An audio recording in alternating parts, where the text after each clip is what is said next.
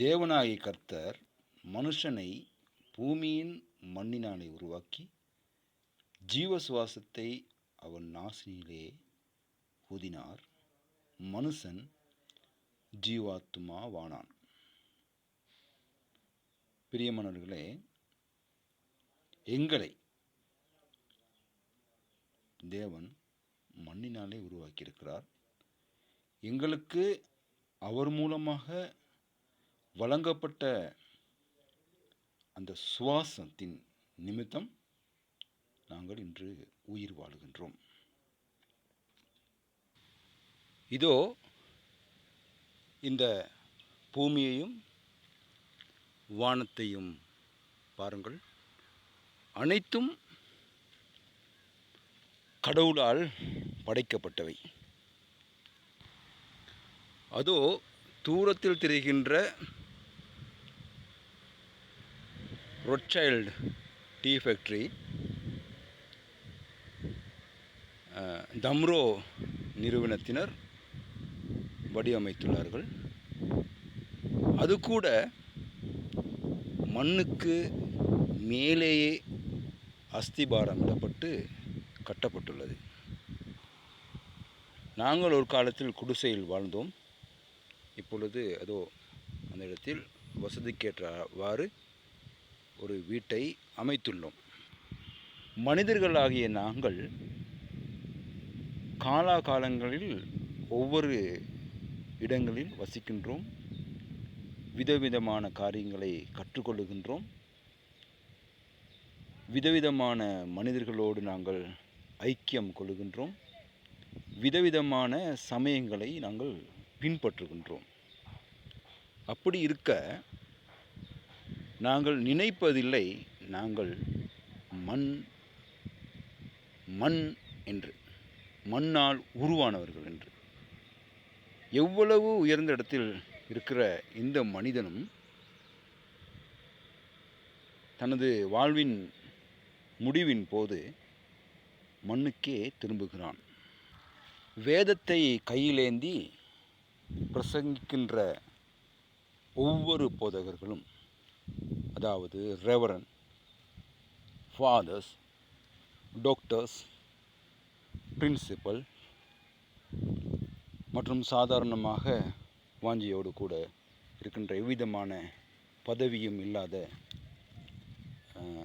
இறை பணியாளர்கள், இப்படி பல உயர்ந்த இடங்களில் தாங்கள் இருப்பதை காட்டிக்கொள்கிறார்கள். இந்த இடத்தில் ஒரு கடை இருக்கிறது. அது பெரிய கடை. எல்லா விதமான பொருட்களும் உள்ள ஒரு குரோசரி. அந்த கடை கூட மண்ணுக்கு மேல் அஸ்திபாரம் இடப்பட்டுள்ளது. நீங்கள் இன்றைய நாளில் செல்லுகின்ற சாதாரண வீடுகளாக இருக்கலாம், உயர்ந்த இடங்களாக இருக்கலாம், அரசியல்வாதிகளுடைய வீடுகளாக இருக்கலாம், அல்லது பார்லிமெண்ட்டாக கூட இருக்கலாம்.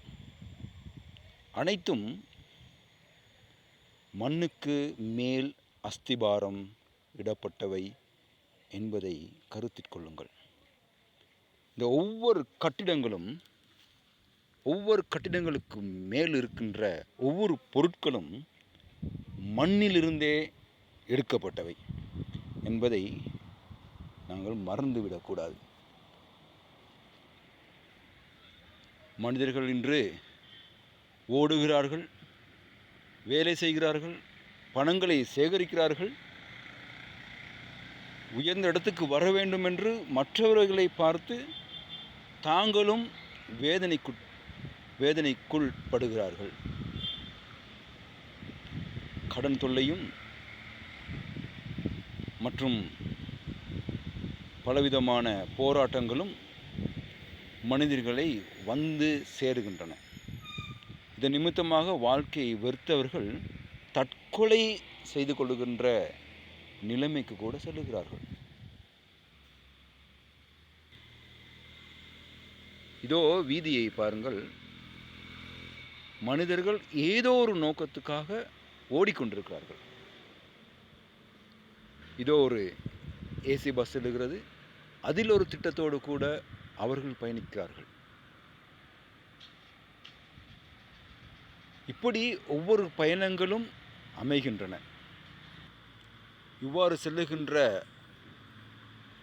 வாகனங்களில் உள்ளவர்கள் சில நேரம் ஹில்டன் ஹோட்டல் அல்லது மிகவும் பிரசித்தி வாய்ந்த 5 நட்சத்திர ஹோட்டல்களில் இன்று தங்கியிருக்கலாம், சாப்பிடலாம், கல்யாண சம்பந்தமான சம்பிரதாயங்களில் ஈடுபடலாம். ஆனால் அவர்கள் நினைக்காத ஒரே ஒரு விடயம், தாங்கள் மண்ணானவர்கள் என்று. இதோ நான் பிறந்து வளர்ந்த மண்ணிலிருந்து இந்த நாளில் பேசி கொண்டிருக்கிறேன். நான் இறையியல் கற்றுக்கொள்வதற்காக திருகோணமலைக்கு சென்று அங்கு போதித்து அங்குள்ள திருச்சபைகளில் பணிவிடை செய்யும் பொழுது, இதோ மகன் திருகோணமலையில் இருக்கிறார் என்று புகழ்ந்து பேசிக்கொள்பவர்கள் பெற்றோர், நண்பர்கள் உட்பட. நான் இவற்றையெல்லாம் ஒரு சாதாரண விடயமாக யோசிப்பது நிமித்தமாக எந்த இடத்திலும் எப்படியும் வாழுவதற்கு தயாரான சூழ்நிலையை நான் உருவாக்கி கொள்ளுவேன். மனிதர்கள் தாங்கள் செய்கின்ற விடயங்களை குறித்து இவ்வாறு போஸ்டர்ஸ் அடித்து தங்களுடைய பெயரை இட்டுக்கொள்வார்கள். இவை அனைத்து நின்றும் நாங்கள் யோசிக்க வேண்டிய ஒரு பகுதி, நாங்கள் மண்ணானவர்கள் என்று.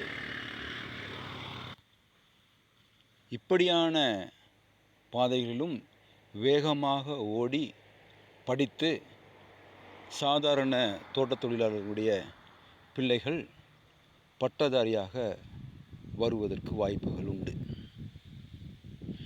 அதே சமயம் படித்தும் பட்டதாரியாகியும் எவ்விதமான தொழிலும் இல்லாமல் இருக்கிறவர்களும் உண்டு. பெரிய இடங்களுக்கு சென்று விட்டு கடைசியாக வந்து இதே தோட்டப்புற பகுதிகளில் பெயர் பதிந்து வேலை செய்பவர்களும் உண்டு. ஆகவே மனிதர்கள் எப்பொழுதும் ஏற்றத்தாழ்வுகளுக்கு உட்பட்டவர்கள் என்பதை நாங்கள் மறந்துவிடக்கூடாது. நானும் ஒரு சமூக தொண்டனாக 1995ஆம் ஆண்டு ஓலைவல் செய்த பிறகு ஆங்கில பாடங்களை சிறிய ஒரு தொகைக்கு கற்பிக்கின்றவனாக இருந்தேன். எனக்கு கிடைக்கின்ற பணங்கள் முழுவதையும் இப்படியான ஏழை ஜனங்களுக்கே நான் செலவழித்தேன். ஆதலால் இன்று என்னுடைய கையில் குறைந்தது ஒரு 2000-3000 ரூபாய் கூட என்னுடைய வங்கியில் இல்லை. இருந்தாலும் நான் சந்தோஷமாக இருக்கின்றேன். காரணம், என்னை படைத்தவர் எப்பொழுதும் போஷித்த வண்ணமே இருக்கிறார். எவ்விதமான குறைவும் இல்லை. இதோ பாருங்கள் அந்த வானத்தை. அந்த வானத்திலிருந்து கர்த்தராகிய இயேசு கிறிஸ்து மனிதனாய் இந்த பூமிக்கு வந்தார். உங்களையும் என்னையும் விடுதலையாக்கும்படியாக, ரட்சிக்கும்படியாக, பாவ மன்னிப்பாகிய மீட்பை கொடுக்கும்படியாக.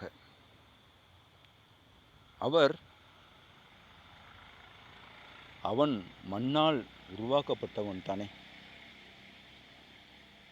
என்று நினைத்து அவர் இராமல் மனித ரூபமாய் இந்த பூமிக்கு வந்து மண்ணான நாங்கள் வாழ்கின்ற வாழ்க்கையிலும் ஏழ்மையான வாழ்க்கையை அவர் வாழ்ந்து